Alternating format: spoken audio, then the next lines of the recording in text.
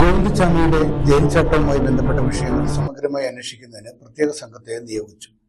ഹൈക്കോടതി മുൻ judge justice CN Ramendran Nair, മുൻ DGP ജേക്കബ് പുന്നൂസ് എന്നിവരാണ് പ്രത്യേക അന്വേഷണം നടത്തുക. മുഖ്യമന്ത്രി പിണറായി വിജയൻ വിളിച്ചു ചേർത്ത ഉന്നതതല യോഗത്തിലാണ് തീരുമാനം.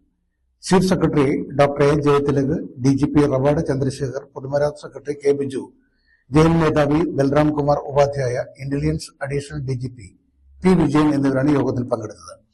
പ്രധാന ജയിലുകളിൽ വൈദ്യുതി ഫെൻസിംഗ് പൂർണ്ണതോതിൽ സജ്ജമാക്കും. സൂക്ഷ്മതലത്തിൽ ദൃശ്യങ്ങൾ പകർത്താൻ കഴിയുന്ന CCTV സ്ഥാപിക്കും.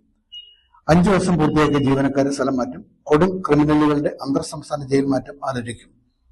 പുതിയ സെൻട്രൽ ജയിൽ ആരംഭിക്കാനും പദ്ധതിയുണ്ട്. വകുപ്പ് തലത്തിൽ നടക്കുന്ന ഉൾപ്പെടെ അന്വേഷണങ്ങൾ അതിവേഗം പൂർത്തിയാക്കാൻ മുഖ്യമന്ത്രി നിർദ്ദേശിച്ചു.